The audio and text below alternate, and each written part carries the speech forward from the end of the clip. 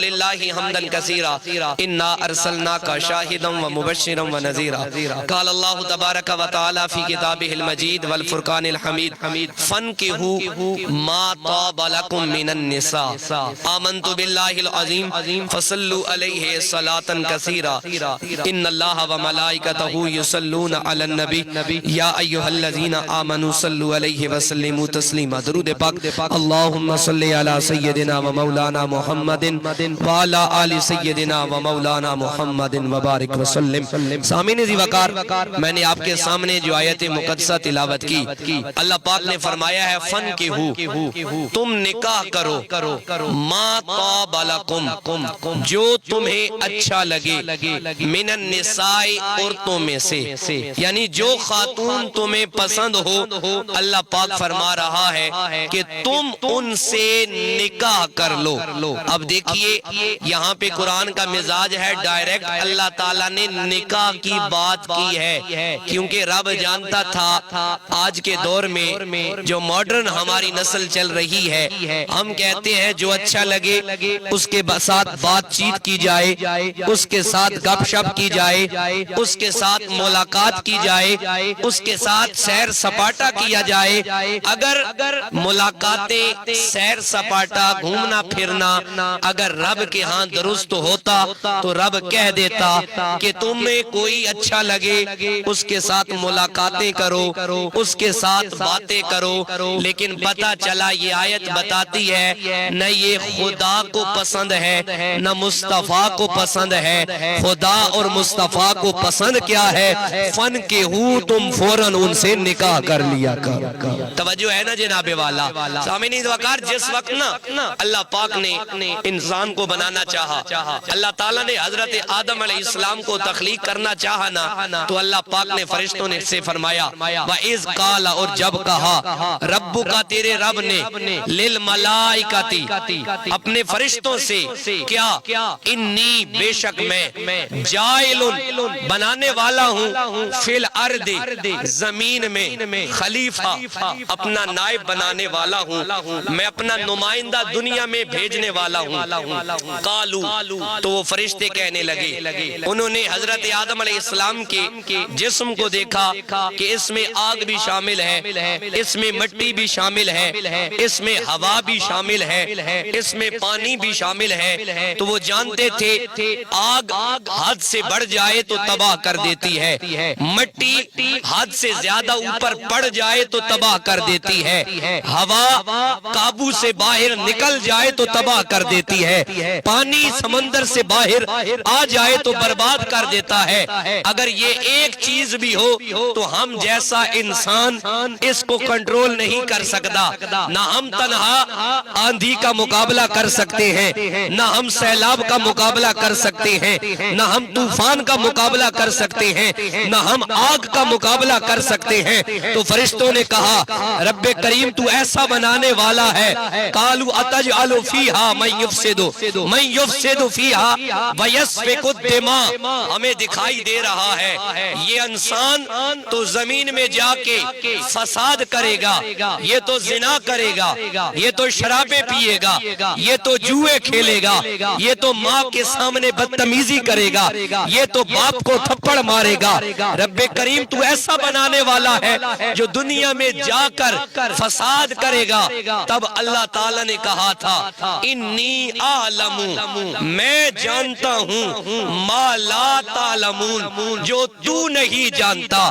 فرشتوں کو دکھائی دے رہا تھا کہ یہ حضرت انسان شرابی ہوگا، فرشتہ تو دیکھ رہا تھا کہ یہ سود خورا ہوگا، فرشتہ تو دیکھ رہا تھا یہ زنا کرے گا، لیکن میرا رب جانتا تھا اگرچہ میرا بندہ قبر میں بھی آ جائے گا، اولاد کی اتنی اچھی تربیت کر کے آئے گا کہ شادی کے دن ان کے گھر میں میلاد مصطفیٰ ہو رہا۔ جی نا سبحان اللہ، رب جانتا تھا انی عالم، میں وہ جانتا ہوں ما لا تعلمون، جو تم نہیں جانتے۔ رب جانتا تھا کہ آج کی تاریخ میں اگرچہ والد ماجد تو دنیا سے چلے گئے لیکن بیوی کی، لیکن بچوں کی تربیت اتنی اچھی ہے، وہ دوسری باتیں الگ ہیں، لیکن یہ کیا کم ہے کہ جہاں دنیا میں لوگ شادی کرتے ہیں فقط ڈانس چلتا ہے، فقط گانے چلتے ہیں، یہ کیا کم ہے نسبت مصطفیٰ کا اثر یا والد کی تربیت کا اثر کہ آج چند لمحوں کے لیے ذکر خدا بھی ہو رہا ہے، ذکر مصطفیٰ بھی ہو رہا ہے۔ باواز بلند کہیے نا سبحان اللہ۔ سامعین وقار اللہ نے کہا میں وہ جانتا ہوں جو تم نہیں جانتے، میرا رب جانتا تھا۔ آج کی رات میں یہاں لوگ بیٹھ کے مصطفیٰ کا ذکر کریں گے۔ سامعین وقار ام المومنین حضرت عائشہ صدیقہ رضی اللہ تعالی عنہا آپ فرماتی ہیں کہ حضور سے قبل نکاح کے طریقہ کار تبدیل تھے، جدا تھے، رشتے جدا جدا ہوتے تھے۔ میں آپ کو تھوڑی سی تاریخ کا ٹچ دینے لگا ہوں۔ کیا طریقہ کار ہوتا تھا؟ ایک خاوند ایک عورت جو آپس میں شادی شدہ تھے، ان کا یہ معاملہ ہوتا تھا۔ پھر ہوتا کیا؟ جب عورت پاکیزگی کے دنوں میں آتی نا تو وہ خاوند عورت سے کنارہ کش ہو جاتا، وہ اسے کہتا تم چلی جاؤ ہمارے علاقے کی کسی رئیس کے پاس، کسی وڈیرے کے پاس، کسی چودھری کے پاس، کسی ملک کے پاس، کس لیے کہ جو تمہارا اور میرا تعلق ہے وہ تم جا کے اس کے ساتھ بناؤ، تاکہ جو تمہیں حمل ٹھہرے، تاکہ جو تمہارے پیٹ میں بچہ آئے وہ کسی وڈیرے کا ہو، اس میں خون وڈیرے کا شامل ہو، اس میں خون چودھری کا شامل ہو، اس میں خون خان کا شامل ہو۔ ایک طریقہ کار یہ ہوتا تھا اولاد پیدا کرنے کا۔ دوسرا طریقہ کار کیا تھا؟ عرب کے لوگ جو اپناتے تھے وہ یہ کرتے تھے کہ کم از کم 10 لوگ ایک ہی عورت کے پاس آیا کرتے تھے، ان کا ان کے ساتھ تعلق بنایا جاتا تھا۔ پھر جب عورت کو حمل ٹھہر جاتا پھر ان تمام 10 لوگوں کو بلایا جاتا، عورت ان سے کہتی تم جانتے ہو میرا تم سب کے ساتھ تعلق تھا، مگر یہ جو بچہ ہے، عورت جس مرد پہ ہاتھ رکھ دیتی کہتی کہ تمہارا بچہ ہے، پھر عرب کا یہ طریقہ کار تھا اس آدمی پہ لازم آ جاتا کہ وہ اس بچے کی کفالت کرے گا، بچے کا خرچہ اٹھائے گا، اس عورت کا بھی خرچہ اٹھائے گا۔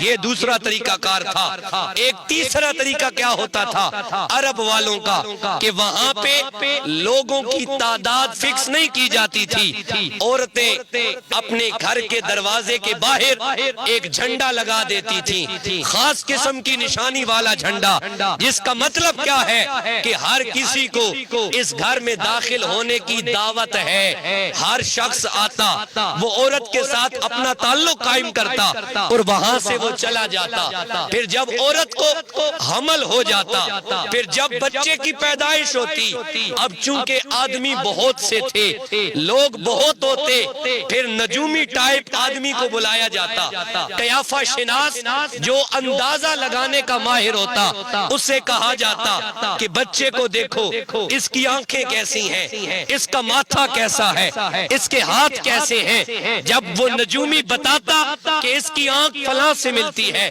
اس کے ہاتھ فلاں سے ملتے ہیں، اس کا ماتھا فلاں سے ملتا ہے، تب اس بندے پہ لازم ہوتا کہ وہ اس عورت کا خرچ اٹھائے گا، وہ اس عورت کے بچے کا بھی خرچ اٹھائے گا۔ لیکن یہ تین وہ طریقہ کار تھے جو خدا کو بھی ناپسند تھے، جو محمد مصطفیٰ کو بھی ناپسند تھے۔ پھر آیا وہ دور جس دور کو محمد مصطفیٰ کا دور کہا جاتا ہے۔ کوئی عورت کسی غیر مرد کے قریب نہیں جائے گی، اب کوئی عورت کسی 10 مردوں کے قریب نہیں جائے گی، اب کوئی عورت اپنے دروازوں پہ جھنڈے نہیں لگائے گی۔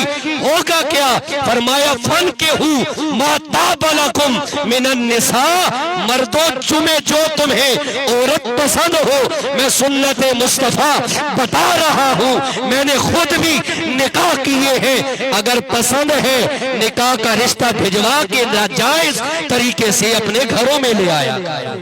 سامعین جی وقار، آقا علیہ السلام کے پاس ایک خاتون تشریف لائی، آکے عرض کرتی ہے یا رسول اللہ آپ مجھے اپنی بارگاہ میں قبول کیجئے، میں اپنے آپ کو آپ پر پیش کرتی ہوں، یعنی وہ نکاح کی آفر کر رہی تھی۔ آقا علیہ السلام خاموش رہے، اس نے دوبارہ عرض کی، آقا علیہ السلام دوبارہ خاموش رہے، اس نے پھر عرض کی یا رسول اللہ میں اپنے آپ کو آپ کے لیے ہبہ کرتی ہوں، تحفہ دیتی ہوں۔ آقا خاموش رہے۔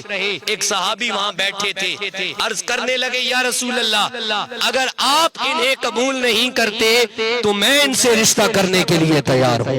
آقا نے فرمایا کیا تمہارے گھر میں کچھ ہے؟ جاؤ کچھ لے آؤ تاکہ حق مہر کے بدلے میں اس کا نکاح تم سے کر دوں۔ اب دیکھنو نا، آج آپ اور ہم ڈھنڈورا پیٹتے ہیں کہ میں 5 ٹائم کا نمازی ہوں، میں اتنا عبادت کرنے والا، میری تسبیح چلنے والی، لیکن آج میری دہاڑی نہیں لگی، آج مجھے کھانے کو اچھا نہیں ملا، آج میری پسند کی ڈش نہیں بنی۔ صحابی رسول اپنے گھر گئے، گھر جا کے نا تھوڑی دیر بعد واپس لوٹ آئے۔ آقا علیہ السلام نے فرمایا کچھ لائے ہو؟ عرض کرنے لگے اللہ کے حبیب میرے گھر میں کچھ موجود ہی نہیں ہے۔ یہ صحابی ہیں جن کی عبادت جیسی عبادت دنیا میں کوئی کر سکتا ہی نہیں۔ وہ عبادت کیا ہے؟ ہر دم محمد مصطفیٰ کی چہرے کی زیارت کرتا رہنا۔ حضور نے فرمایا کہ جس نے مجھے دیکھا ہے لا تمس النار، اس بندے کو دوزخ کی آگ ہاتھ بھی نہیں لگا سکتی، اس کے قریب بھی نہیں آ سکتی جس نے ایمان کی حالت میں دیکھا۔ صحابی رسول کہتے ہیں آقا میرے گھر میں کچھ نہیں ہے۔ حضور نے دوبارہ بھیجا، آقا نے فرمایا جاؤ جا کر دیکھ کر آؤ، اگر لوہے کی انگوٹھی، یاد رکھیے مرد کے لیے لوہا پہننا ناجائز ہے، حرام ہے، فقط چاندی پہن سکتا ہے۔ فرمایا جاؤ اگر تمہارے گھر میں لوہے کی انگوٹھی موجود ہے وہی لے آؤ، میں اس کے بدلے وہ تم اس عورت کو دے دینا، حق مہر کے بدلے تمہارا نکاح کروا دوں گا۔ صحابی رسول جاتے ہیں، توجہ کرو آج اپنے اور ہم اپنے گھروں کو دیکھیں اور صحابہ کے گھروں کو دیکھیں۔ تھوڑی دیر بعد صحابی واپس آتے ہیں، آکے عرض کرتے ہیں یا رسول اللہ میرے گھر میں تو لوہے کی انگوٹھی بھی موجود نہیں ہے۔ آقا نے فرمایا بیٹھ جاؤ۔ جب وہ بیٹھ گئے نا تھوڑی دیر گزری اور جو وہ پریشان ہو کے لوٹنے لگے تو آقا علیہ السلام نے ارشاد فرمایا کیا تمہیں قرآن کا کچھ حصہ یاد ہے؟ وہ صحابی کہنے لگے جی یا رسول اللہ یاد ہے۔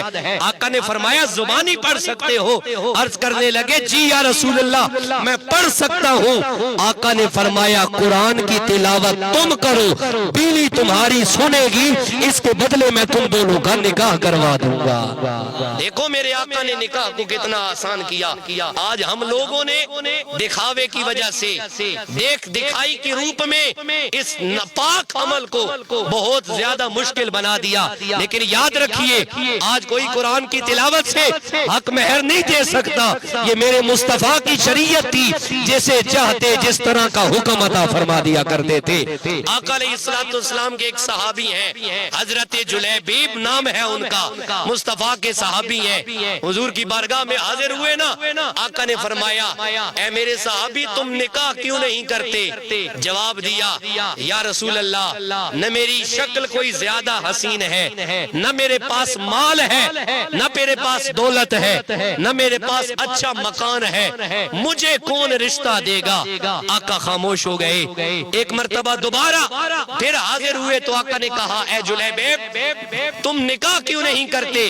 عرض کرنے لگے وہی بات یا رسول اللہ نہ میرے پاس مال ہے، نہ میری صورت ہے، نہ میرا بڑا خاندان ہے، نہ بڑا گھر ہے، مجھے کون نکاح میں قبول کرے گا؟ آقا نے تیسری مرتبہ دوبارہ پوچھا، فرمایا کہ تم نکاح کیوں نہیں کرتے؟ صحابی رسول کا وہی جواب، فرمایا یا رسول اللہ میں غریب ہوں، میرے پاس پیسہ نہیں ہے، میرے پاس صورت نہیں ہے، میری کوئی حیثیت نہیں ہے۔ آقا نے فرمایا نہیں، تمہاری حیثیت خدا کی نظر میں بھی بہت ہے، محمد مصطفیٰ کی نظر میں بھی بہت ہے۔ وجہ کیا ہے؟ اگرچہ تو غریب ہے مگر مصطفیٰ سے بھی پیار کرتا ہے، اس کے خدا سے بھی پیار کرتا ہے۔ آقا نے فرمایا جاؤ چلے جاؤ، فہلاں صحابی انصاری صحابی کی طرف بھیجا، انہیں جا کر میرا سلام پہنچاؤ اور انہیں کہو آقا تمہیں کہتے ہیں اپنی بیٹی کا نکاح مجھ سے کروا دو۔ وہ صحابی رسول دوڑتے دوڑتے خوشی میں اس گھر میں پہنچے، پہلی مرتبہ ملاقات ہے، دروازے پہ دستک ہوئی، دروازہ کھلا گیا، حضرت انصاری صحابی کہتے ہیں آپ کون ہیں؟ انہوں نے اپنا اسم گرامی فرمایا، انہوں نے دروازہ کھولا، کہنے لگے نوجوان تم سے پہلی ملاقات ہے، ہم تجھے جانتے نہیں ہیں، پہچانتے نہیں ہیں۔ انہوں نے کہا ہے یہی میرا تعارف ہے، گدائے مصطفیٰ ہوں میں۔ توجہ کیجئے نا، کہہ دیجئے سبحان اللہ، یہی میرا تعارف ہے، گدائے مصطفیٰ ہوں میں۔ اگر کہنے لگے تو میں کہنا چاہوں تو یوں کہوں گا، اگرچہ ان کے پاس دولت تو نہیں تھی مگر کہتے ہوں گے ان کا منگتا ہوں جو منگتا نہیں ہونے دیتے۔ باواز بلند کہتے کہ اس خاندان کی پہلے سے بڑی عزت ہے، میں انٹر ہو جاؤں میری عزت بڑھ جائے گی۔ آقا نے فرمایا اللہ تمہیں ذلیل کرے گا، فرمایا اگر تم نے نکاح کیا حسن کی وجہ سے، کچھ عرصے بعد وہی حسن تمہیں اچھا نہیں لگے گا، تم اس سے اکتا جاؤ گے۔ فرمایا چوتھی چیز، اگر تم نکاح کرتے ہو دین دیکھ کر، اگر تم نکاح کرتے ہو عورت کی تربیت دیکھ کر، اس کی نماز دیکھ کر، اس کی قرآن کی تلاوت دیکھ کر، حضور نے فرمایا اللہ مال بھی عطا فرما دے گا، اللہ بیوی کا حسن بھی بڑھا دے گا، اللہ تیری نسل کی عزت بھی بڑھا دے گا۔ لیکن جناب آج ہر نکاح کے بعد 6 مہینے بعد اب بس گزارا ہی چل رہا ہے۔ وجہ کیا ہے؟ ہم نے بھی تو شریعت مصطفیٰ کو سامنے نہیں رکھا نا۔ توجہ ہے جناب والا؟ اونچی آواز سے کہیے سبحان اللہ۔ وہ صحابی رسول حاضر ہوئے کہ مجھے آقا نے بھیجا ہے اپنی بیٹی کا نکاح مجھ سے کر دو۔ باپ سوچنے لگ گیا ایک ہی بیٹی ہے، ارے ایک بیٹی ہے، اس انسان کا تو خاندان بھی نہیں ہے، نہ اس کے پاس دولت ہے، نہ رنگ ہے، نہ روپ ہے۔ والد جا کے نا اپنے زوجہ سے بات کرتا ہے، ادھر سے پردے میں بیٹی بھی سن رہی ہوتی ہے۔ اب یہ دونوں اپنی ان کی محبت اپنی جگہ ہے، والدین کی محبت اپنی جگہ ہے، یہ گفت و شنید کر رہی ہوتی ہیں۔ اتنی دیر میں پردے کے پیچھے سے بیٹی کا جواب آتا ہے کہ والدین گرامی آپ یہ نہ دیکھیے کہ ذات کیا ہے، آپ یہ نہ دیکھیے رنگ کیسا ہے، آپ یہ نہ دیکھیں خاندان کیسا ہے، آپ یہ نہ دیکھیں حیثیت کیسی ہے، آپ یہ دیکھیں بھیجا کس نے ہے۔ فرمایا اللہ اکبر،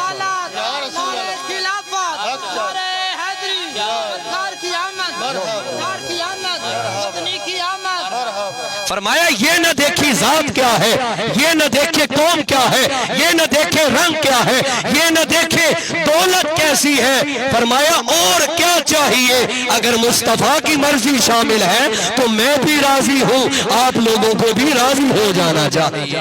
صحابی رسول نے جب یہ پیغام سنا نا تو وہ صحابی رسول یہ بات لے کے نا مصطفیٰ کی بارگاہ میں حاضر ہو گئے، آقا کی بارگاہ میں ساری کہانی سنا دی، ایسے ایسے معاملہ پیش آیا۔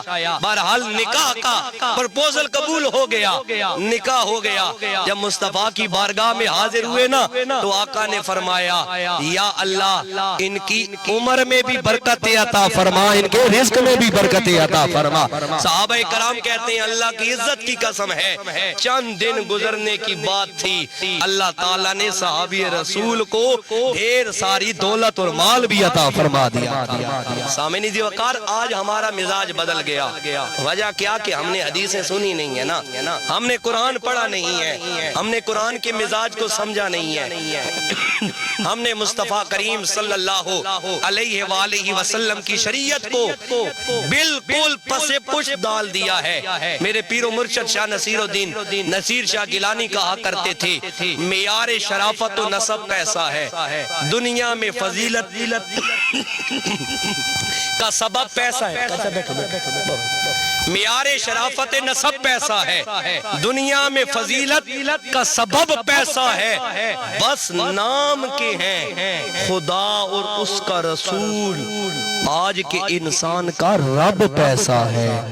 رب کون ہوتا ہے؟ جس کی مانی جائے۔ رب کون ہوتا ہے؟ جسے ڈرا جائے۔ رب کون ہوتا ہے؟ جس کی عزت کی جائے۔ آج ہم نے آج کہا گیا کہ میلاد مصطفیٰ کے لیے آؤ، مصطفیٰ کے لیے کوئی نہیں آتے۔ کہا جائے آؤ مسجد میں، خدا کے لیے کوئی نہیں آتا۔ آج یہاں کہہ دیں کہ جناب ابھی اعلان ہو جائے مسجد میں کہ ہزار روپے تقسیم ہو رہا ہے، باپ بھی آئے گا، ماں بھی لائن میں ہوگی، بچے بھی لائن میں ہوں گے۔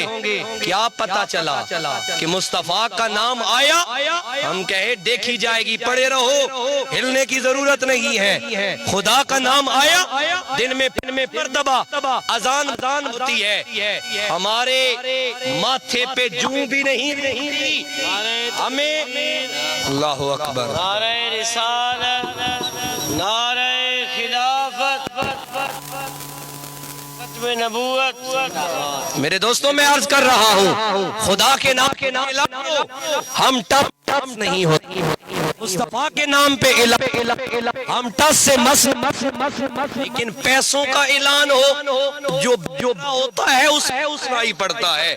ارے یار بات مطلب کی ہو رہی ہے، مطلب کیا ہے؟ وہی جو میرے مرشد نے کہہ دیا ہے، بس نام خدا اور رسول۔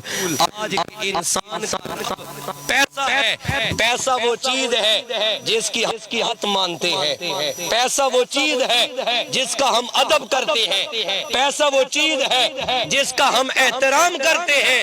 میرے دوستو ہم درست کر لیں، یاد رکھنا قبر میں کوئی الماری نہیں ہے جہاں پہ تو کیش جمع کرے، کفن میں جیب نہیں ہے۔ 25 سال کا جوان، میں 25 سال کا میں کسی کے آگے ہاتھ نہیں پڑھتا، میرے اکاؤنٹ میں لاکھ موجود ہے۔ ارے میں تو گاڑی پہ نکلتا ہوں،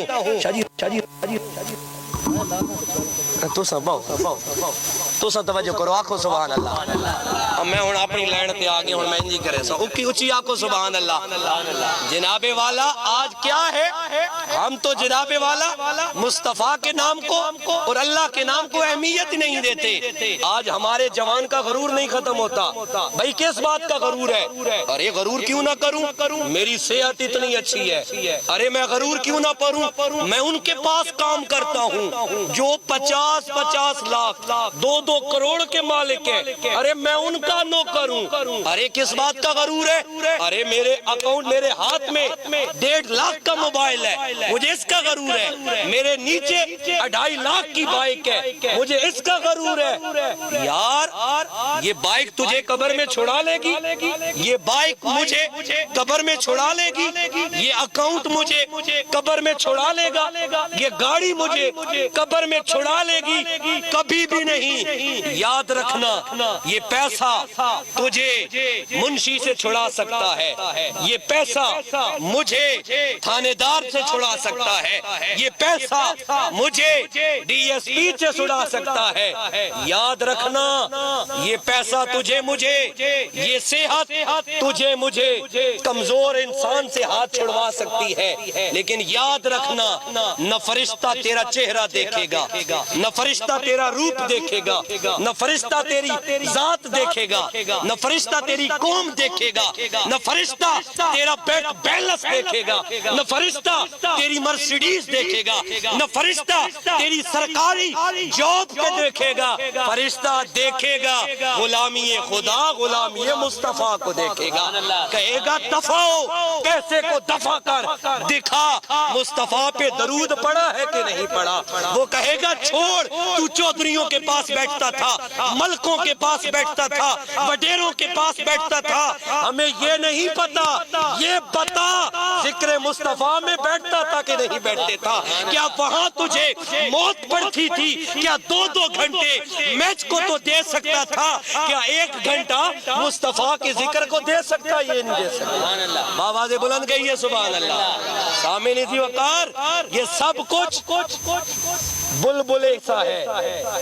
ایک وہ کہا تھا زندگی اپنی حباب کی سی ہے، یہ نمائش سراب کی سی ہے۔ آپ چلتے ہیں گرمیوں میں دیکھتے ہیں دور آپ کو روڈ پہ پانی دکھائی دیتا ہے، جب قریب جاتے ہیں وہاں پہ کوئی پانی نہیں، اسے سراب کہا جاتا ہے، دھوکا۔ فرمایا زندگی اپنی حباب کی سی ہے۔ اے انسان، تیری زندگی بلبلے کی طرح ہے جو 2 سے 4 سیکنڈ کے لیے یا 10 سے 20 سیکنڈ کے لیے بنتا ہے، پھر پھٹ کر ختم ہو جاتا ہے۔ اے نوجوان، اے بزرگ، تیری زندگی شروع ہو گئی، نہ جانے کب بلبلا پھٹنے والا ہے۔ ارے تو دنیا کے دھوکے میں اتنا آ گیا، تجھے ایسا لگتا ہے کہ یہی سب کچھ ہے۔ جس طرح روڈ پہ دور سے دکھائی دیتا ہے کہ پانی ہے، مگر قریب جاتے ہو تو پتہ لگا یہ تو سب فانی ہے۔ جیسے وہ دکھائی دیتا ہے پانی ہے مگر ہوتا نہیں ہے، ہمیں یہ نہیں لگتا کہ فانی ہے مگر اس نے فانی ہو جانا۔ آنکھوں سبحان اللہ، اچھی آنکھوں ذرا سبحان اللہ۔ سامعین ذی وقار، ہم غلط راستے پہ ہیں۔ یاد رکھیے جو غلط راستے پہ چلتا ہے وہ کبھی درست منزل پر نہیں پہنچتا۔ آپ کی اور میری منزل قدم مصطفیٰ ہے، آپ کی اور میری منزل غلامی مصطفیٰ ہے۔ بسد معذرت ہم نے وہ راستہ چھوڑ دیا، ہم نہیں نکلتے اس راستے کے لیے، ہم نہیں چلتے اس راستے پر، یا 2 قدم چل کے ہم پیچھے ہٹاتے ہیں۔